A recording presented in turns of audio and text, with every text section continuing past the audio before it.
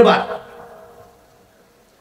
কিছু লোক রসুলের কথায় যখন বিশ্বাস করলেন, রসুলের কথা মেনে নিয়ে আসলেন, তখন ওই যারা আগের অভ্যাসে অভ্যস্ত থাকবে, নড়বে না, তারা এদেরকে মারতে শুরু করলো। কি করতে শুরু করলো? অত্যাচার করতে।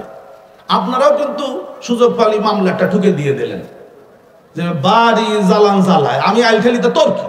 আমি তোর বাপের আইল ঠেলি নাই, ঠেললি আমার বাপের সুয়াল, আমার বাচ্চা আইল ঠেলি। মুস্তারিয়ার দিবানি মামলাটা দিয়ে ভুল করতেছি না? ভুল করতেছি।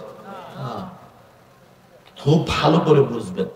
আপনাকে ওই লোকটা সংশোধন করে জান্নাতি মানুষ বানাতে চেয়েছে, এতেই আপনি তার উপরে ক্ষিপ্ত হয়েছেন। আপনি তো নিজে দেখলেন না যে লোকটা আসলে কি চায়। আমি যে ছেলেটারে নামাজ 2 রাকাত পড়তে বলছি, আপনারা আমি তো বলার সাথে সাথে একবার করে ফেলেছে, হবে না, একদম আমাকে রামফেলের কথা কয়েছে না, হবে না। আরো একটা ছোট্ট ঘটনা বলি। আজ থেকে বেড়ে 2.5 বছর আগে আমার পাশে একটা লোক নামাজ পড়তেছি একই মসজিদে, সলাতুল আসর। আসরের নামাজ পড়তে গিয়ে সে আর আমি দুইজনে এরকম মাসবুক হয়েছি, 1 রাকাত পাইনি। তো উনি দেখলাম নিয়াত করে আল্লাহু আকবার বলে হাত বেঁধে এইবার ওই রুকু নিজির মতো করে সিজদায় যে নামাজ ইমাম সাহেব সালাম ফিরাই দিল। তো আমার 1 রাকাত পড়ে শেষ হতে হতে মোটামুটি উনি বের হইনি, উনি ওই টিভি আর কি করতেছে, তাসবিহ পড়তেছে। তো আমি জিজ্ঞেস করলাম হাত দিয়ে যে ভাইজান, আপনি তো মনে হয় ইমাম সাহেবকে রুকুতেও পাননি, সিজদায়ও পাননি, তা আপনি ইমাম সাহেবের সাথে সালাম ফিরাই দিলেন, আপনি আমার চেনেন? আচ্ছা কি না, জি চিনি না। নামাজও তো হয়ে যাবে, যদিও ইমাম সাহেব 1 রাকাত আগে ভরে ফেলাইছে, আমি ওইটা আগেতে ভরে পূরণ করে ধরেছি ইমামরে। বুঝতে পারছেন না? ইমামরে ধরেছি, আমার নামাজ হয়ে যাবে। তা আমি বলতেছি, তা আপনার পরিচয় যখন দিতে চাইলেন, আমার চেনেন, তা আপনি মানে কদ্দূর কি লেখাপড়া? তা আমি মক্কা মদিনায় প্রায় 23 বছর থেকে গেছি। তাহলে তা ওখানে কি, আমি ওখানে একটা মসজিদের মুয়াজ্জিন।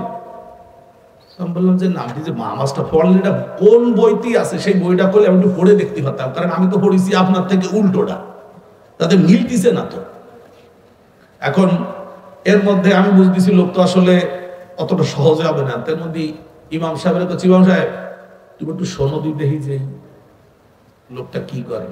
উস্তাদ কি হয়েছে? বলে কি হবে মানে, উনি তো এই তোমার রুকুতি পাইনি, সিজদায়ও পাইনি। তুমি যখন 2 রাকাত 2টা নামাজ পড়াচ্ছ, তখন সে নিজে রুকু সিজদা করে উঠে আসে, তারপরে 2য় রাকাতে মানে ভিড়িছে। তাহলে ইমাম সাহেব বলছে আপনার নামাজ হয়নি, আপনি আবার নামাজ পড়েন। আর উনি বলিছে, তা আপনি ওনার কথা বিশ্বাস করতেছেন? ওনারা বিচারেন। যাই হোক, 1 কথা 2 কথা বাড়ি কোথায় জিজ্ঞেস করতে করতে করতে পরিচয় দিল। উনি যাচ্ছে আমার আর এক ছাত্রের বাড়ি বেড়াতে, নামাজ পড়ে তার বাসায় যাবে। আমি বললাম যে ওরে বলেন যে সিদ্দিকে মাছার মনির হুজুর। তো সিদ্দিকে মাছার মনির হুজুরের তো নাম আমি বহু শুনেছি তার কাছে। তা এখন ইমাম সাহেব কাছে সেই মনির হুজুর হলো এই। তো হুজুর কালি আমার ভুল হয়েছে, তা নামাজটা ঘরে পড়েনি মানে আপনারা কিছু বুঝেছেন আমার মাসআলা আমি কেন বলতেছি ঘটনাটা? মানে আপনি যা নিয়ম শিখেছেন ওটা ভুল, এটা আপনি বুঝতে শেখেন নাই, কারণ আপনি শেখার সময় সঠিকটা শেখেন নাই। রাসূলুল্লাহ যখন সংশোধন করে দিতে চাইলেন, তখনই মক্কার লোকেরা তার উপরে খেপলো, আর যারা ঈমান আনলো তাদের উপরে অত্যাচার নির্যাতন কঠিনভাবে শুরু করে দিল।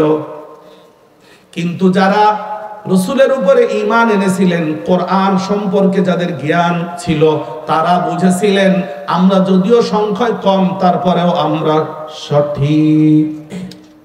যদিও আমরা সংখ্যায় কম, আমরা জোরে বলো, জোরে বলো, আরো জোরে বলো।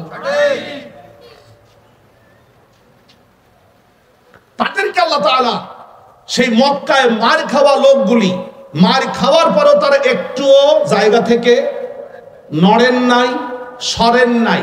তাদের অত্যাচার নির্যাতন তাদেরকে সরাতে পারে নাই।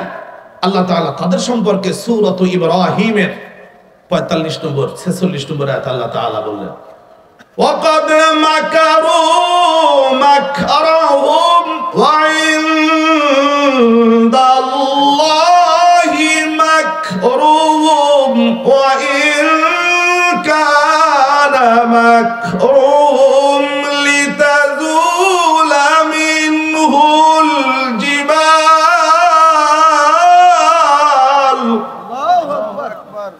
ওয়াকাদ মাকারু মাকরাহুম, মক্কার কুরাইশরা কাফেরদের ষড়যন্ত্র করার যত কলা কৌশল জানা ছিল, প্ল্যান ছিল, পরিকল্পনা ছিল, সব পরিকল্পনাগুলো তারা করেছিল আমার ঈমানদারদের বিরুদ্ধে।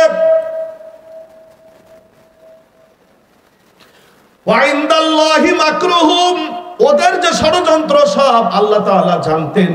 আল্লাহ রাব্বুল আলামিন বলেন, ওয়া ইন কানা মাকরুহুম লিতাজুলা মিনহুল জিবাল, ওদের ষড়যন্ত্র এমন ছিল যে ওদের ষড়যন্ত্র যদি কোনো পাহাড়ের বিরুদ্ধে করত তাহলে পাহাড় দূরে সরে যেত।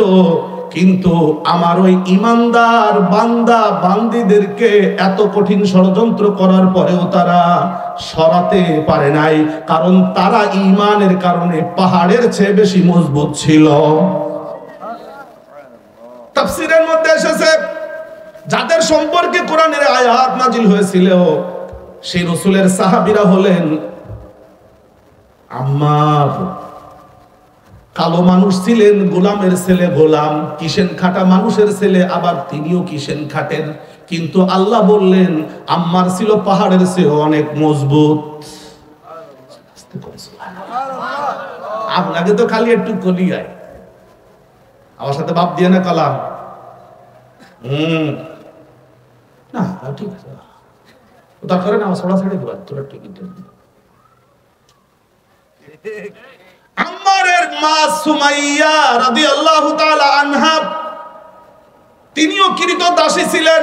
আল্লাহর তাআলা কোরআনে তার সম্পর্কে আয়াত নাজিল করে বললেন, ওয়া ইন কানা মাকরুহুম লিতাজুলা মিনহুল জিবাল, পাহাড় দূরে সরিয়ে যেত। ওদের ষড়যন্ত্র এত কঠিন ছিল, কিন্তু ঈমানের কারণে ওদেরকে এই পাহাড় সরানো ষড়যন্ত্রের পরেও তাদের ঈমান থেকে সরাতে পারে নাই।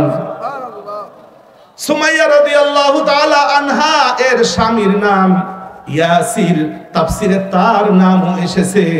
এই ইয়াসির তিনি ছিলেন গোলাম, দাস। তিনি ঈমান এনেছেন, তাকে তার স্থান থেকে ঈমান থেকে সরাতে পারেন। খাব্বাব রাদিয়াল্লাহু তাআলা আনহু, তিনি ছিলেন কৃতদাস গোলাম। তিনি ছিলেন মূলত একজন ভালো মানের কামার। তারপরও তার মালিক অত্যাচার নির্যাতন করেছে, আগুনের পোড়ানো লোহা দিয়ে মাথায় পিটিয়েছে, তারপরও তার ঈমান থেকে সরাতে। খুবাইব রাদিয়াল্লাহু তাআলা আনহু তিনি একজন, সুহাইব আর-রুমি রাদিয়াল্লাহু তাআলা আনহু আরো একজন মানুষের নাম আপনাদের জানা, বেলাল ইবনে রাবাহ রাদিয়াল্লাহু তাআলা আনহু। নামগন্ধহীন, পরিচয়হীন, বংশ পরিচয়হীন একজন আফ্রিকান নিগ্রো, কালো চেহারার মানুষ, ঠোঁট মোটা মানুষ, কিন্তু কোরআন তার সম্পর্কে আয়াত নাজিল করে দিল, ওয়াকাদ মাকারু মাকরাহুম ওয়া ইনদাল্লাহি মাকরুহুম ওয়া